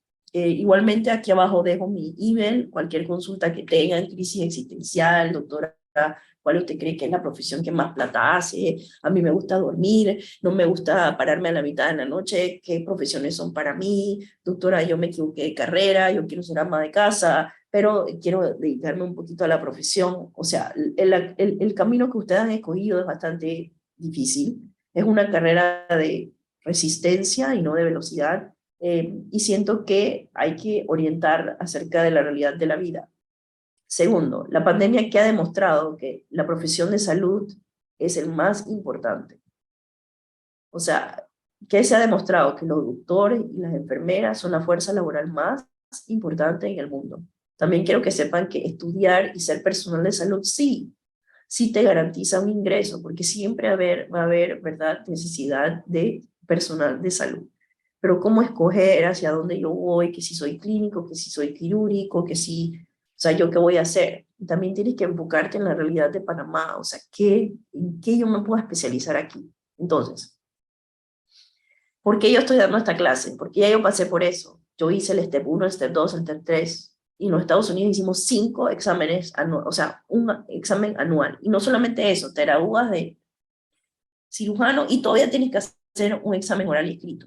Entonces, hay una asociación llamada ECFFG. Ella es la entidad que regula. Porque ustedes tienen que conocer eso. O sea, como un estudiante que no se gradúa en los Estados Unidos tiene la misma acreditación que un estudiante americano. Y bien, el propósito de esta institución es tratar de evaluar tu proficiencia, entender o sea, que tú puedas homologar tus títulos, ¿verdad? Y son mecanismos efectivos para ver cómo tú haces para obtener una residencia en los Estados Unidos. Además de que ellos necesitan la fuerza laboral, ellos no se dan abasto. Ellos pueden ofrecer 25.000 plazas al año y van a llenar 16.000. Por ende, 9.000 personas en el mundo van a tratar de entrar a los Estados Unidos. ¿Qué es el USMLE? United States Medical Examining Licensing Examination. Esto es un sistema diseñado para, son 3 exámenes. Van a probar tus conocimientos básicos, ¿verdad? Preclínica, clínica y un examen que es, ¿cómo te digo? Dios mío, se me están yendo las palabras, me está dando demencia senil. Un examen práctico. Entonces, eso, o sea, tú tienes que pasar estos exámenes para simplemente obtener un diploma que diga que tú eres, o sea, que tú eres reconocido por el ECFMG. Ni siquiera eso te abre la oportunidad de hacer la especialidad. Eso simplemente te da un documento, un diploma que dice, ok, ya tienes los mismos credenciales que un gringo, aplica.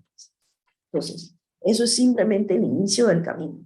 Entonces, si ustedes están considerando hacer medicina interna, que es una vía bastante sencilla para entrar, usted cliquea en el website y ahí te van a dar algunos específicos. Hay que crear una cuenta, ¿verdad? Tienes que tener una tarjeta de crédito, un email, y más o menos ahí te van a ir explicando. Entonces, mucha gente pregunta, Chuzo, ¿pero irse a los Estados Unidos es costoso? Sí, podría ser, pero ahí es donde viene la madrina, tus abuelos, tus papás. La plata sale de algún lado y también muchos de ustedes van a ahorrar durante el internado para poder hacer los exámenes. Abrir la cuenta cuesta como $65. hacer los steps, cada uno cuesta como 850, el examen práctico cuesta alrededor de 1500, ¿verdad? Y después de eso tienes que aplicar para el servicio que te va a permitir aplicar a las entrevistas y a mandar tus papeles. Eso aunado a que en mis tiempos esto era muy difícil de hacer. Ahora mismo el mecanismo del triage, ¿cómo se dice? El filtro, está tan difícil que ahora los exámenes no son con nota, ahora es pass o no pass. ¿Por qué? Porque ha disminuido, o sea, ahora hay muchísima más gente queriendo entrar a estudiar en los Estados Unidos, entonces tienen que flexibilizar un poco los requerimientos. Aunado a eso, usted tiene que ponerse la mano en el corazón. Yo hablo inglés, mi inglés es lo suficientemente bueno, yo nada más veo videos de YouTube, tú tienes la habilidad de hacer inglés conversacional, muchos de ustedes son panameñitos como yo, no tienen visa, no tienen green card, algunos de ustedes serán ciudadanos americanos. Hay diferentes tipos de visa, yo entré con una H1B y después tuve que cambiar a una J. La única diferencia de esto es la cantidad de años que ellos te patrocinan, y eso es algo bastante complejo de entender. La visa O es una visa outstanding, imagínense, ahí hay un pocotón de indostanes que publican libros, inventan no sé qué, reconocen un gen, entonces estas son visas que se le dan cuando contribuyen muchísimo al campo de la ciencia. Entonces, una vez que tú aplicas y mandas tus papeles, ¿verdad? Tú te puedes programar tus exámenes. Ahora, esto es después que usted haya mandado su diploma traducido, sus créditos traducidos, una carta del decano, ¿verdad? Hay requerimientos mínimos. El Step 1 es un examen difícil, súper difícil. Ella lo que tiende a buscar es que te va a hacer demostrar que tú tienes el conocimiento preclínico. Es un solo día, imagínense. Ustedes se quejan de que hay 100 preguntas, son 8 horas de exámenes. Uno sale de ahí, Dios mío, no voy a sobrevivir. Y los enunciados de esas preguntas son kilométricas, ¿verdad? Pero aquí es donde se separa lo fuerte de los débiles. Hay que prepararse y estudiar. Aquí uno coge curso, hace QBanks, ¿verdad? Se mete en cursos de Kaplan. Entonces son bastantes preguntas, son 7 bloques divididos y lo que ellos quieren saber es tu capacidad de raciocinio. Tu capacidad de raciocinio. La mayoría de estos exámenes son a computadora. Ni siquiera te puedes copiar. O sea, eso es algo que tú entras con una plumita y si acaso tienes una calculadora. Entonces, ¿cuáles son las materias que ellos prueban en el Step 1? Anatomía, ciencias, biochemistry, biostatistics, epidemiología, micro, pato, farmacología, fisiología. Y también ellos son muy fuertes en lo que es la medicina moderna, genética, inmunología, inmunología celular. Entonces, antes se requería, ¿verdad?, un mínimo passing score. Hoy en día estos exámenes están tendiendo a si pasaste o no pasaste. Aquí es donde viene la diferencia. No es lo mismo que usted quiera aplicar a una área quirúrgica. Usted antes tenía que sacar arriba de 250 percentiles. Así que ahora yo les voy a dar unos consejos, pero si usted está aplicando y usted quiere ser radiólogo, bájese esa nube. Jamás va a poder entrar a radiología en los Estados Unidos. Y oportunidades como oftalmo, esas son especialidades muy peleadas, neurocirugía, oftalmo, radio, derma. ¿Por qué? Son casi los mejores pagados y la mejor calidad de vida. Así que si usted siente que esa es su pasión, es un poquito más difícil entrar. En cambio, si usted está de que voy a hacer pediatría, medicina interna, medicina familiar, vea, aplique. Hay hospitales que tienen 60 plazas en un solo hospital, en cambio en cirugía hay 5. Entonces, ellos requieren, ¿verdad?, muchísima más fuerza laboral en los campos clínicos. El Step 2, ¿verdad?, es una vez que pases el Step 1, incluso tú puedes hacer el Step 2 antes. Muchísimos de ustedes harán el Step 2 porque ya estudiaron para el examen de conocimientos generales. Igualmente, 8 bloques, 8 horas de preguntas, ¿verdad? Y tienes que tener un mínimo. Aquí se evalúan las ramas clínicas más importantes: medicina interna, obstetricia y ginecología, pediatría, medicina preventiva, psiquiatría y cirugía. Hay un tercer examen que se llama el Clinical Skills Assessment. Imagínate, tienes que volar a los Estados Unidos y tienes que hacer un examen práctico. Yo me acuerdo que eran 12 pacientes y ahí tú vas, te metes, hay un actor. Ellos lo que quieren evaluar es tu forma de hablar, si tú tienes buen rapport, tu capacidad de raciocinio y si tú puedes hacer un diagnóstico adecuado. Pero el propósito de este examen no es realmente testear tu conocimiento clínico. Ellos quieren saber tus bedside manners. Por tiempos de pandemia, incluso este examen creo que algunas veces lo han omitido. El Step 3 es un examen clínico, pero a veces para que te puedan ofrecer una visa lo tienes que hacer. Y eso depende del programa. Así que, ok, suena como bastante, doctora. ¿Y ahora qué? Eso lo único que te va a permitir es obtener el ECFMG Certificate. Con eso, tú entonces vas a poder aplicar a diversos programas. Así que muchos se desaniman pensando, ay, Dios mío, invertir toda esta plata y estudiar, pero yo lo que pienso, en la vida hay que tener 3 planes paralelos, el A, el B y el C. Uno va trabajando en los 3. Uno mismo es el mayor obstáculo y limitante. Nadie tiene que sentirse que va a fallar. Yo pienso que tienen que darse la oportunidad. Entonces, lo importante al final es aplicar a la mayoría de los programas que usted pueda, porque eso aumenta la posibilidad del macheo. Segundo, usted también tiene que ponerse la mano en el corazón, o sea, ¿dónde aceptan panameñitos como nosotros? ¿Verdad? Usted no va a aplicar a Harvard, Stanford, Mayo Clinic, MD Anderson. Tú tienes que buscar programas que son IMG friendly. ¿Qué es IMG? Es International Medical Graduate. Son programas que ya están destinados a darle la oportunidad a personas que no son estadounidenses. ¿Ok? Entonces, aplicar un programa no significa que ellos te van a entrevistar. Tú puedes mandar una aplicación a 40 programas, pero eso no significa que el programa te va a entrevistar. El mecanismo de selección de ellos es bastante tenaz. Ellos miran tus notas, ellos miran tu currículum. Por eso a veces pienso, yo a ustedes me sentiría triste, porque yo quisiera saber cuántos artículos ustedes han publicado, qué libro usted ha hecho, qué póster usted ha hecho, qué caso clínico usted ha reportado. Entonces siento que en Panamá nos falta crecer un poco más esa clínica, ¿verdad? Usted va a aplicar, pero ahí usted no tiene nada para poner en ese CV. Va a poner un estudio que hizo de medicina familiar de 10 pacientes, no sé qué. En cambio, tú estás lidiando con personas de la India, Corea, China, que han hecho estudios biológicos. Así que sí es importante, ¿verdad?, meterse o escribir algo o estar involucrado en algo, porque cuando tú subes ese CV, tú no tienes nada para presentar ahí. Lo otro es que hay que hacer una diferenciación entre lo que es una posición categórica y una preliminar. La preliminar es una posición que no te garantiza qué vas a hacer el otro año, pero te permite hacer ese año acreditado. Y un categórico es cuando ya macheas directamente. También hay que ver si vas a machear en un programa privado, académico, universitario. Entonces, ¿cómo funciona eso en los Estados Unidos? Es que, nada, tú aplicas, si el programa te entrevista y tú ranqueas y ellos dicen, me gustó el doctor Abraham Tello y a Abraham Tello le gustó a mí, entonces es como un pareo que va a tender a beneficiarte. Así que es un proceso bastante exhaustivo. Yo empezaría a estudiar en el internado, a hacer el STEP 1, para que cuando estén en el segundo año de internado puedan hacer el STEP 2. Entonces, mira la cantidad de participantes. ¿Quiénes son las personas que más aplican para ir a los Estados Unidos? Los indoctados. 19%. Los filipinos, ¿verdad? Y después más o menos vienen las otras. Mira, 47,000 personas aplicando en el 2017. Pero es como lo que dije, ustedes necesitan saber que ellos necesitan la fuerza laboral, ellos necesitan entrenar personal de salud. Así que, por ejemplo, estas diapositivas son viejas, pero en el 2014 ellos ofrecieron 26,000 plazas, ¿verdad? De los cuales participaron IMGs, casi la mitad, ¿verdad? Y la mayoría de eso, un tercio pudo ganarse la plaza. Es que es un proceso exhaustivo, hay que saber cómo hacerlo. Pienso que tienen que buscar un mentorship o por lo menos guidance de que si están pensándolo hacer, qué es lo que tienen que hacer ya. Lo otro es que importa, si usted quiere hacer una residencia quirúrgica, tienes que score alto, arriba de 250 percentiles.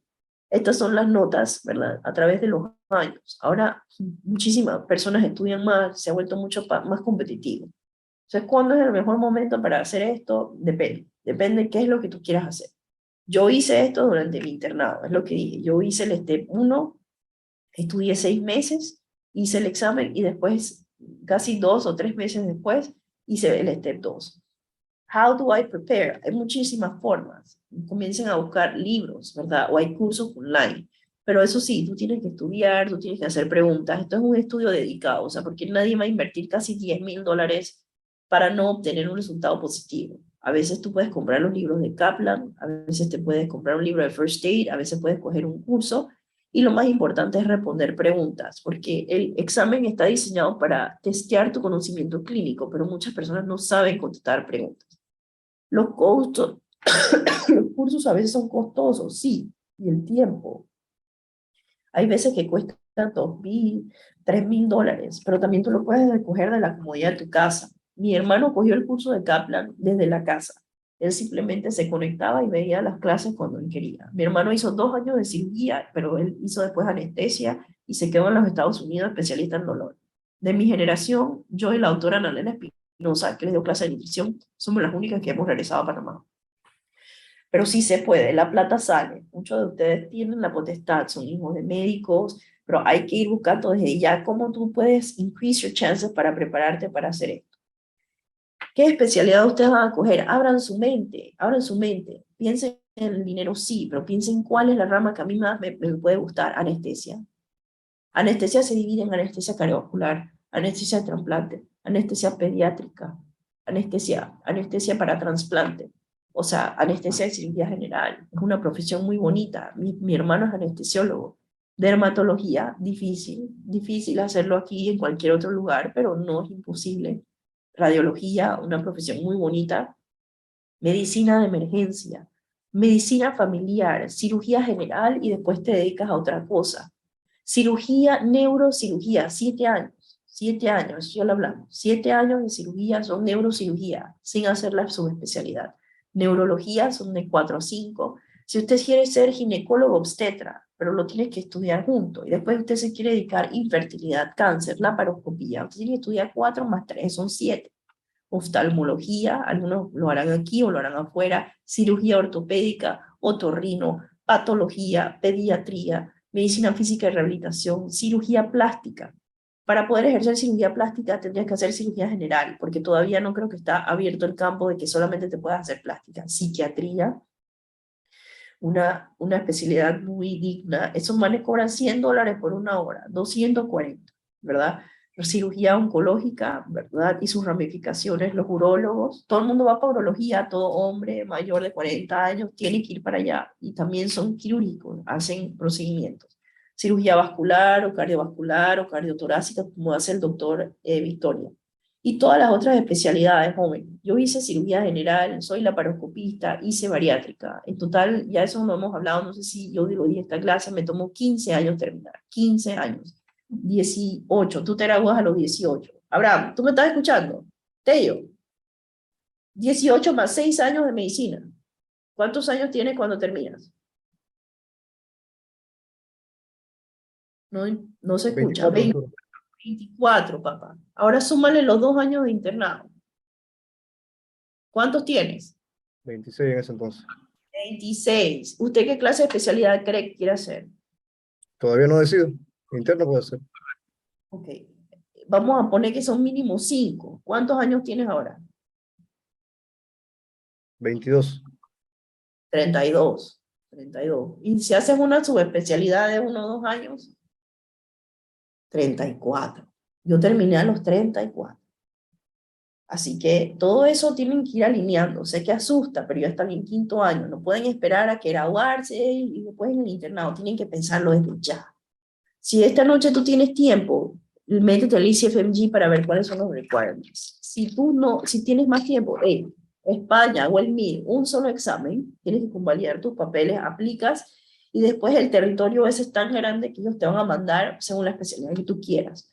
Pero eso, ojo, después tendrás que ver que tienes que volver a hacer el internado, o sea, no es cualquier, o sea, es un trámite un poco más sencillo, pero se puede hacer.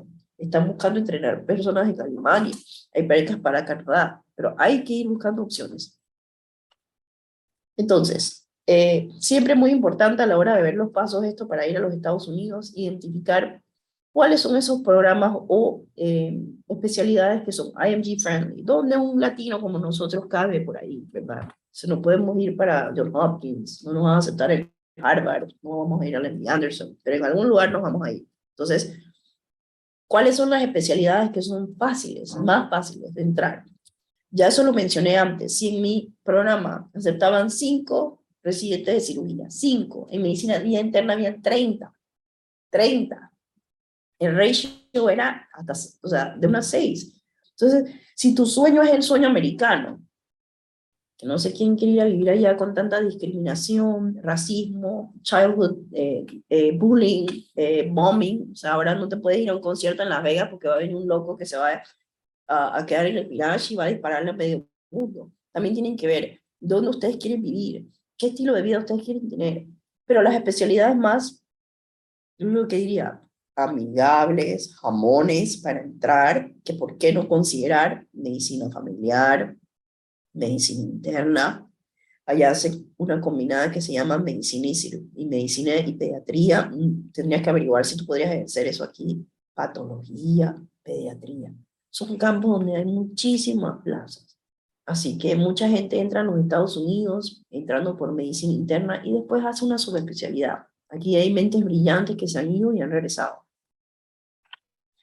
Entonces, ¿cómo hacer crecer mi currículum? Porque está bien, ustedes creen que nos graduamos de médicos. Sí, pero en los Estados Unidos no tienes nada que demostrar en el currículum. O sea, no hay nada de investigación. O sea, ¿cómo tú vas a aumentar tu chance de que miren, te bajen ese currículum de Panamá sin haber tenido ni un solo research paper? Entonces tienen que ver qué pueden hacer. El póster que van a hacer a este nivel, sí, los va a ayudar. Tratar de publicar algo, tratar de meterse en algún estudio. Así que sí hay que hacer algo. Sí hay que hacer algo si tienen las aspiraciones de irse para afuera. Estos son programas, ¿verdad?, a lo largo de todos los Estados Unidos que ofrecen oportunidades para ir a rotar. Panamá tiene un nexo muy cercano con el programa de Jackson Memorial. Hay mucha gente que se ha ido a rotar. Así que, si gustan, los que me escriban pueden ir vidajeando, pero aunque no sé en qué momento van a rotar ahora mismo, porque ya están en 5º año. Eso realmente lo tienen que haber hecho en 8º, 9º, antes de llegar a decir. Pero hay programas donde uno puede aplicar por un observership. Uno va a ir a mirar. ¿Eso qué te da? Te empapas acerca de la cultura. ¿Eso qué te da? Nada. Una carta de recomendación de que usted estuvo en ese hospital. Juan Pablo Herrera se fue a rotar. Aquí hay mucha gente que se ha ido. Hay mucha gente que se ha ido y hay mucha gente que ha macheado últimamente. Creo que hay un venezolano que se llama Daniel, que hace 2 años pasó por mis manos, que también macheó. O sea que simplemente el objetivo de esta charla es abrir tu mente y ver que hay un mundo de oportunidades. Pero eso sí, la oportunidad no va a ir a tocarte a la puerta. Uno tiene que ir trabajando ya en eso. Aquí hay tantos programas donde uno puede ir a rotar. Lo importante es conseguir una carta de recomendación.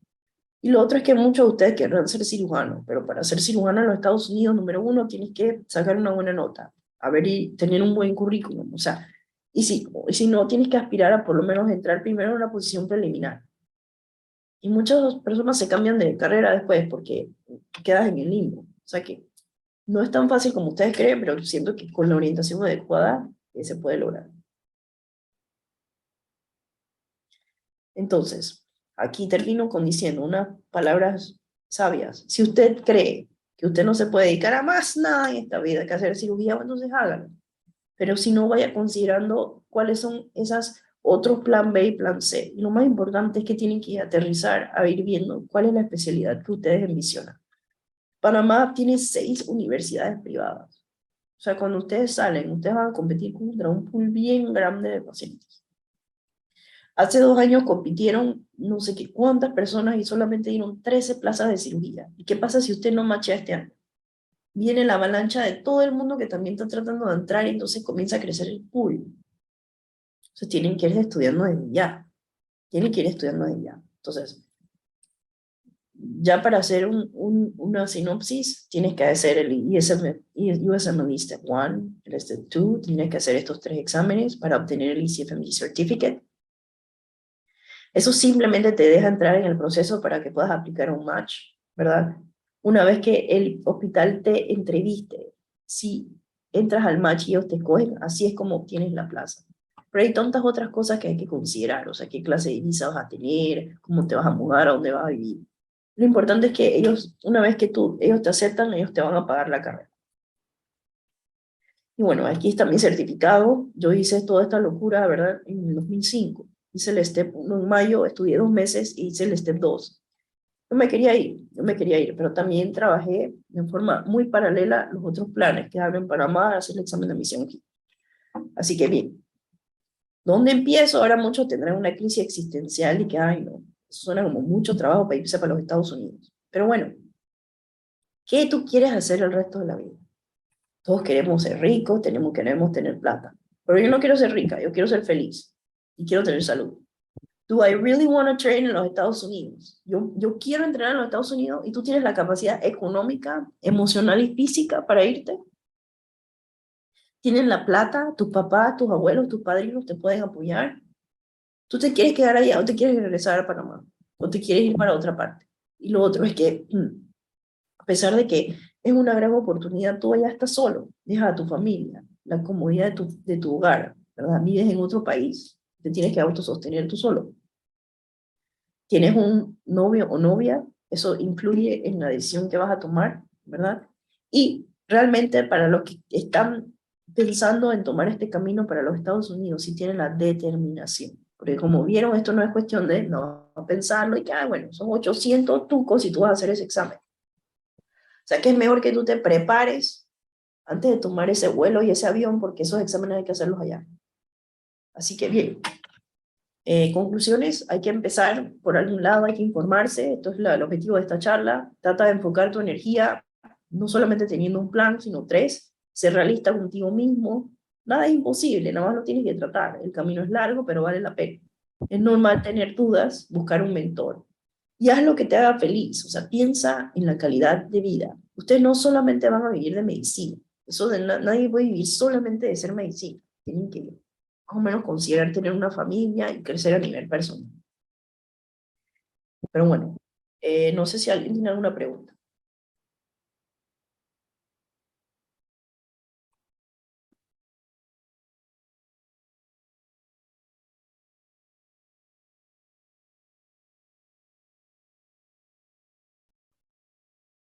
Nunca hay preguntas. Pero bueno, ¿cuánto gana un doctor como usted que salió entrenado con tantos años aquí? 2100. 2100. ¿Cuánto gana un político? 10.000. 10.000. ¿Ok? Por eso es que hay tanto, creo que hay como que tanta inconformidad en el medio. ¿Cómo un médico puede ganar tan poco? Y por eso es que ustedes ven que muchos médicos hacen institucional en la mañana y privada en la tarde, porque las cuentas no dan. Las cuentas no dan. La mayoría de las especialidades se pueden formar aquí, medicina interna, pero muchos tendrán que salir para hacer una subespecialidad fuera. Así que ánimos. Sé que es como que a veces pienso que después que hablo de esto, la gente se quiere someterse como que una cerveza, porque de verdad que, chuzo, el camino es largo y es confuso. Pero pienso que no es lo mismo saber que conocer. Ahora saben y conocen y tienen que orientarse desde ya. Esto, mira, lo que están pensando es que yo hago el internado y después me decido, no. Ustedes tienen que ir explorando posibilidades desde ya. O sea, 6 universidades graduando médicos, solamente hay 2 instituciones grandes para formar, Santo Tomás y Seguro Social. Y algunos irán a Chiriquí, otros a Colombia. Así que este mundo es para los que sobreviven, los que estudian, los que se preparan. Y bien, leer el USP Lister 2, ahí poco a poco avanzan, 3, 4 páginas al día, y tienen que saber organizar su día. Apenas son las 4 de la tarde, yo sé que tienen otra clase, pero hey, la autora aún ha hablado de esto, lo más importante, los tipos de hernia, la reparación, las complicaciones. Y bueno, estoy pendiente para los que me quieran escribir, y nos vemos en la próxima clase, y estamos pendientes, estamos organizando el taller. Yo pienso que lo más importante es tratar de reunirnos la otra semana. Vienen 2 personas a mi oficina, yo les enseño cuáles son los insumos, porque no lo vamos a hacer por chat, no te voy a poder enseñar cómo forrar la cosa, pero si nos reunimos y delegamos y hacemos un plan, creo que lo vamos a poder hacer. Y para el grupo, mi subgrupo, no es que los esté ignorando, literalmente tengo 32 ventanas abiertas aquí, pacientes escribiéndote, ¿verdad? Que juran que tú no estás haciendo nada, pero a veces uno se complica, así que ahí vamos a buscar la forma de interaccionar. Feliz tarde. Igualmente, doctora, gracias. Muchas gracias, Gracias, doctora, doctora. por todo. Doctora.